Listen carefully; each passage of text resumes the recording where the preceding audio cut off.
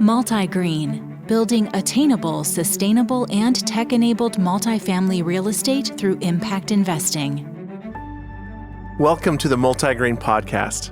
I'm your host, Randy Norton, and today we'll be speaking with Arizona mogul, real estate developer, and founder of Langley Properties, Stacy Brimhall. His motto is, find the right property at the right price with the opportunity to add meaningful value and get to work. And we are getting to work today on building homes in Phoenix together with Langley and MultiGreen. We discuss job growth, land scarcity, water scarcity, residential home values, and the build-to-rent phenomenon. Enjoy our conversation.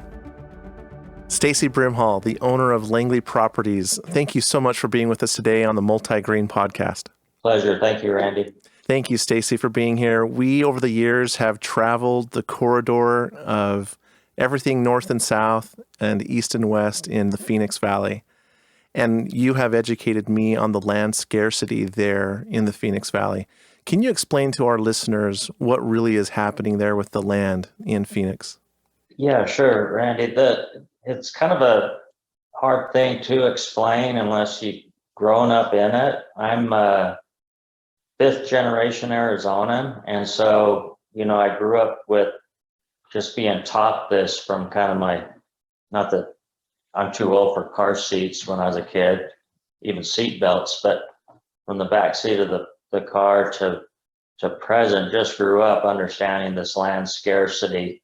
It wasn't an issue when I was young because there was farmland everywhere, north, south, east, west of Phoenix.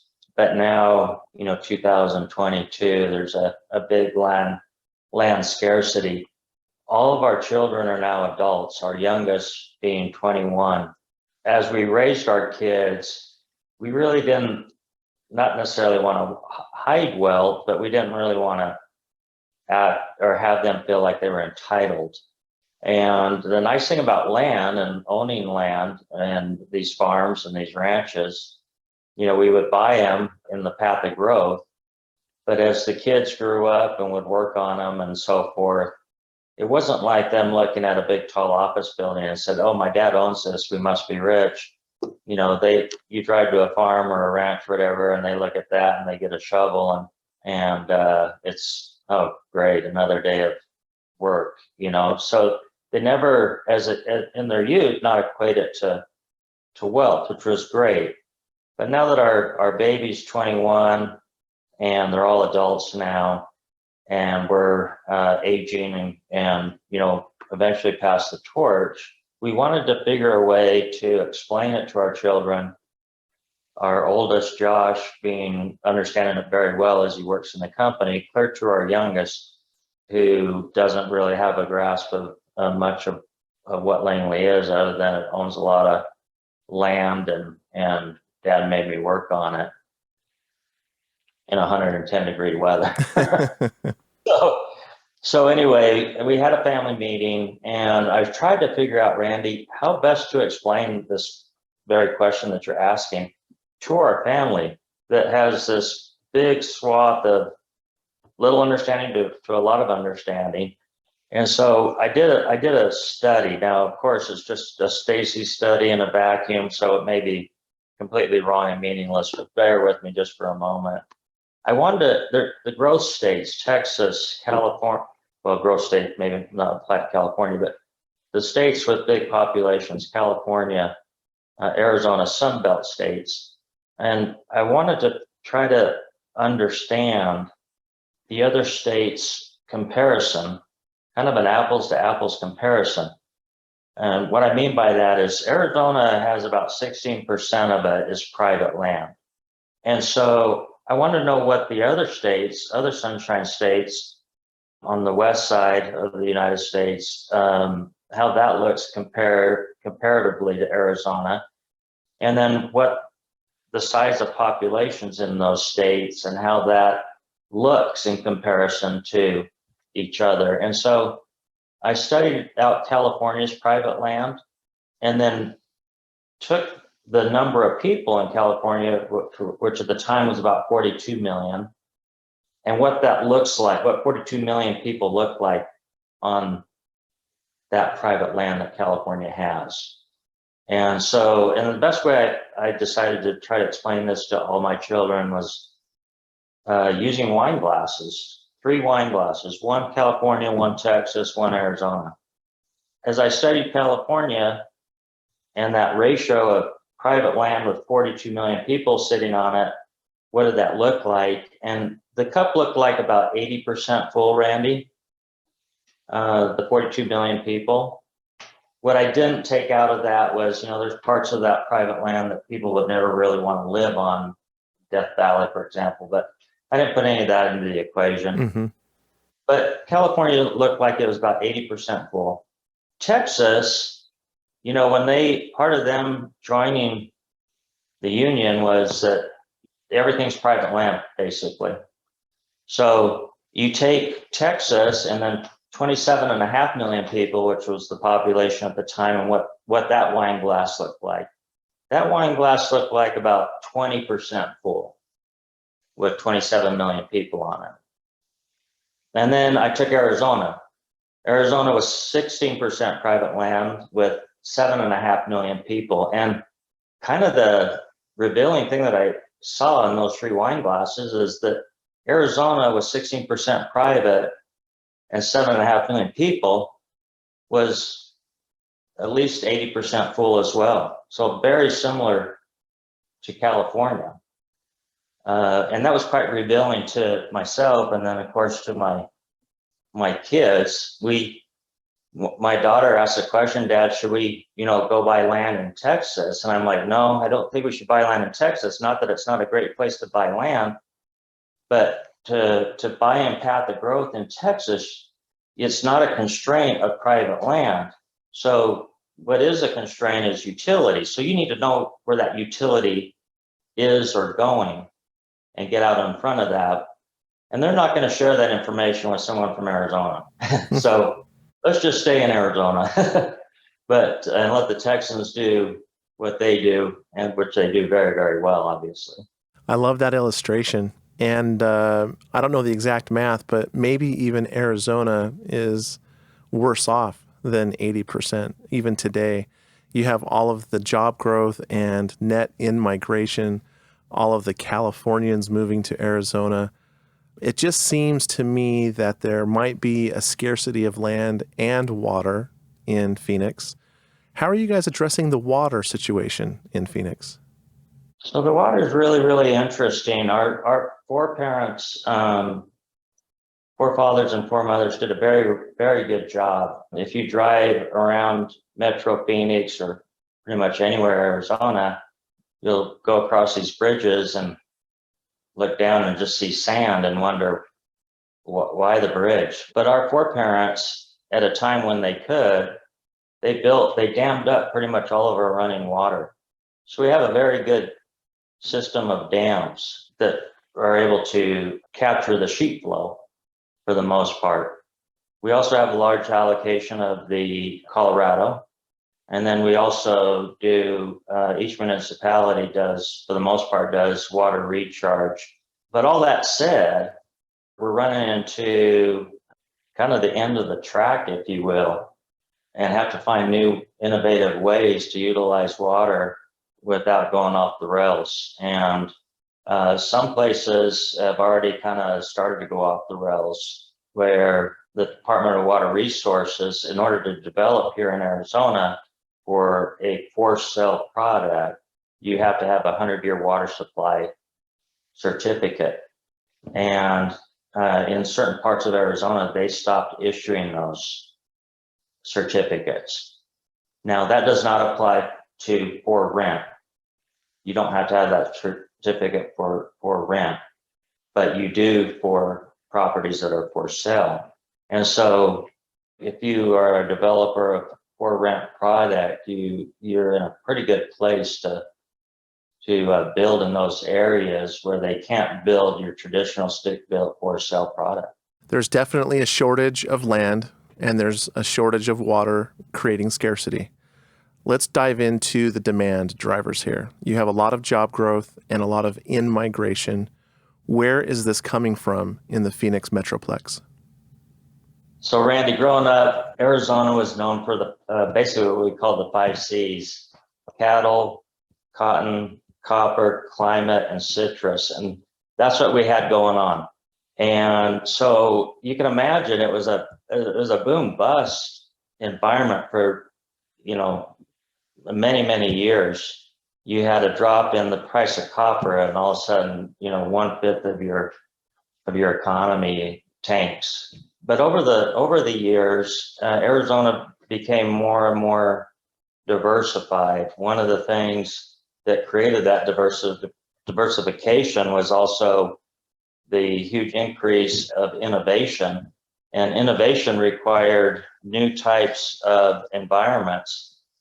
One is an environment where there's no natural disasters. And there's not a lot of states that can say they really don't have natural disasters for the most part. Arizona doesn't have natural disasters. So you can imagine if you're a chip manufacturer and you don't have risk of vibrations in the ground via earthquakes, this is a pretty cool place to be. And so we've had, as the economy has diversified from the 5 Cs to now a very diverse economy, a huge amount of growth has come. With that growth is how do you house that? How do you create transportation corridors? How do you do supply chain? And Arizona learned from a lot of the other states of things to do as well as things not to do. One of the things that this may not be very applicable, but we learned from areas of California and Utah as well. Don't do billboards. And I know that sounds a little dumb, but you drive around Arizona, there's very limited amount of billboards, and people from those states come here and like, oh man, I really like that you don't have billboards everywhere flashing around. Anyway, that's just one minor example. As we've come out of the Great Recession, we've had this new generation of millennials. This new generation of millennials has been really interesting compared to other generations. Mine, I'm the tail end of baby boomer. As baby boomers, as we came into the economy and started buying homes, we were, when I talk about diversity, we were fairly diverse in our skill sets. A lot of us had agrarian skill sets or some form of skilled labor skill set, as well as, professional skill set from white collar to light blue collar to blue collar. And that's been fairly true from baby boomers to Gen X. What's interesting now, though, with millennials is they do really, really well making money on computers. I believe what I've seen, but they never really got any training on how to use a shovel or a hammer, let alone skilled labor. And so you have this huge body that makes a great amount of money that are flocking into Arizona that can afford the best that skilled labor can provide, but the skilled labor is retiring and dying. And so, that's one obstacle that we not just Arizona, but we as a country need to kind of figure out is skilled labor. But that aside, right now what the numbers are saying is that Arizona right now, Metro Phoenix, is about 100 to 120,000 units shy of demand. Before the Fed raised the interest rates over the past couple of months, prior to that, there was one home builder, this is about a year ago, but they went out and they had their models open on all their different subdivisions, and they were selling houses like crazy. And they stopped all sales and realized with the price increasing of lumber, the price increasing of cement, et cetera, that they sold those homes too cheap. And so they decided, okay, we're going to send all of those buyers that we don't have their homes ready yet, we're going to send them a letter saying, hey, we'll give you your down payment back. And no harm, no foul. The reason you may want it back is because we told you it would take us 8 months to build it, and it's going to take us 18 months to build it. Anyway, they had I think it was about 1,800 contracts. So they sent that out those 1,800 letters, they had 33 that took them up on that offer Incredible. out of the 1,800. And when you think about that, that's just, that could be death, divorce, but 33 out of 1,800. It's just been incredible what's happening here. Prior to the interest rates, the Fed's raising the interest rate, we had a negative day supply on MLS. As I checked, as of the 8th, we have about a 2.5 month supply on MLS since the Feds have raised the interest rate now twice. But even that 2.5 months is nothing. No. And so you have this land scarcity, you have this hypergrowth and demand. It's a perfect confluence for this exacerbated, there's this people multiplier effect that's taking place in the Phoenix Metroplex. And there's definitely still demand outpacing supply, whether it's for sale, I think, or for rent units. Can you talk to us a little bit about what's happening with residential home values, maybe pre-pandemic and post-pandemic, and maybe why there's also a need or a demand for the rent product? I was quite surprised through the pandemic what was happening. I had thoughts of Armageddon in a way, but that wasn't the case. Millennials started buying up houses that led to the example I just mentioned that happened with Fulton Homes, and Zoom calls, something I never heard about, and working from home. And it just transformed the work environment that allow people to work and live where they want to, where they can afford to. And so through that time, we saw this enormous increase of median home prices. I think last I saw were about 450,000 here in Metro Phoenix. Now that's kind of flatlined with the rise of the interest rates, but really hasn't reduced. The only thing that has increased is, like I said, going from like a negative day supply on MLS to now a 2.5 month supply on MLS. But with that Fed increases, what the other thing that's happened though, kind of in a teeter-totter effect, is rents have increased over 7%, one of the highest increases in the country on the for rent products. For the most part, what I think is going on is millennials never really have seen, interest rates where they are today. Now, to a baby boomer who bought his first house at 8%, and 8% was doing cartwheels over that 8%, baby boomers are looking at 5.5 and running for the hills. But they'll get over that, I think, and also realize that they do have the money, since they make such good money on their computers, to both either, stay renting or buy. But when you go back to the scarcity of land, historically, we've been able to go out, 5 miles out and do another community, 5 miles out and do another community. When I say community, I'm talking about live, work, and play that has every aspect from stick built to apartments to commercial. We kind of hit the edges of the bathtub. I don't mean from just a water standpoint. I mean from a standpoint of developable land. We've hit those edges. And so going up higher is kind of our only option, and more dense. So that plays into both, traditional apartments. And when I say traditional, I mean, 2, 3-story, 4-story apartments, and single family for rent, higher density product as well. I want to follow up on the COVID scenario.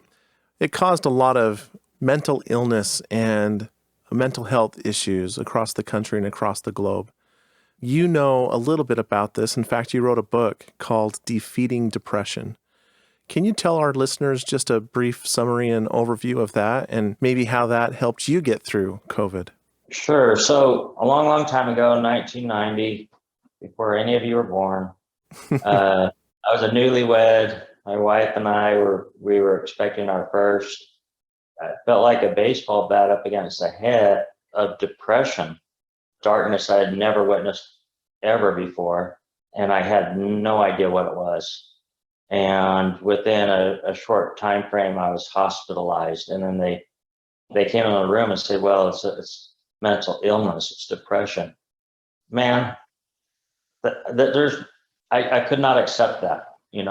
I had this ego of, I'm Stacy Brimhall. I'm the one that gets things done. That's right. I'm not the guy hiding in the corner sucking his thumb, but I was the guy hiding in the corner sucking his thumb. I learned later that genetic wise, if it's in your genetics, many times it shows up in males in their mid-20s, which that's what happened with me. And females, it tends to show up more in mid to late teens. So as I started to go from denial to acceptance, then I had to go into how am I going to deal with this? I created a bunch of tools for myself, if you will, to stay alive, to be a daddy to my son. And so the first tool was I decided I wasn't going to let it beat me. And so I created a mantra. I will not give up. I will not be beat. I will not give up. I will not be beat.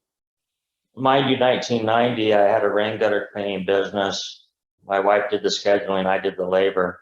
We didn't have a savings to fall back on, and this was devastating. But nonetheless, I made that promise to myself that I was not going to give up or let it beat me. And then over the years, created other skill sets. Over time, got the opportunity to work with some really wonderful people in helping messaging and helping overcoming the stigma that mental health, especially early on in the 90s and early 2000s, the stigma associated with it. I also learned that there was a pretty cool side of my brain. This side of my brain was really tough, but this other side of my brain, had the ability to memorize squares, and land is in squares, and so I could memorize this. So I think I'll go into land. And anyway, and through that process, I've been able to monopolize on that ability to memorize squares, and to now be in a position to have quite a bit of land. It's something that, but going back to the mental illness part, it's something that, I just have continued and continue to this day to develop tools in my toolbox, to learn from others. And so my book is not necessarily a book that I would suggest someone, hey, I want to read something. I tell people, don't read it unless you need it.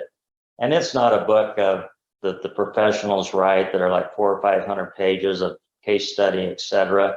It's none of that. I'm not a doctor or anything like that. It's just, this is my experience. These are the 4 main tools that I use. And if this can help get someone through crisis period, that's the most important part about it. And then move on to, case studies and other things to get better and better tools from the professionals. I love you, Stacy. Thank you for sharing that story. And I know it will help our listeners that are involved in real estate. I know it causes a lot of mental illness, those going through COVID, and just everyone in life goes through peaks and valleys. And so thank you for sharing that. It's my pleasure. And Randy, one thing that is inevitable, whether it's genetic or situational, there's no escaping this life without experiencing one or the other. And they both suck. So working together and being vocal about it is the most important thing. I'm going to follow your lead. You've been a great example for that. You've helped so many different organizations and platforms share that message, and I hope we can help do that today as well. I want to follow up with just 1 or 2 more questions, Stacy, and thank you for being with us today again. What would your advice be for MultiGreen Properties as we enter Arizona? As you know, we are exclusively focusing on building attainable, sustainable, and tech-enabled multifamily homes. And we really are so excited about the Arizona opportunities that lie before us. But how would you approach the methodology of a business case for the Phoenix market today? I do it in twofold. One is I would get with the best broker or best brokers in town. And that's why I introduced you to Mark Bramlett. I think Mark is phenomenal at what he does in site selection and understanding growth corridors. And then also teaming up, not that it has to be with Langley, but with someone with a lot of local experience. So as you go in for entitlements, it's not some people come into the Phoenix market from New York in their Mercedes and their fancy suits and wonder why they're not getting anything done, but really getting a connection with the local partner to help facilitate. So a very good broker and a very good kind of family office and both getting the sites and obtaining the entitlements. Excellent advice. Thank you. The last question for today is, how would you define the word attainability? I'm going to use an example. Is that all right? Absolutely. In December, I reached my target weight that I was hoping to get. I was hoping to get to 180, and I got to 180. I thought I attained my goal. And with that, I felt like a sense of arrival. Well, that was a big mistake because then I just started pigging out. And now my weight's right back where it was, where I didn't want to be. And so attainability is something that you don't arrive at.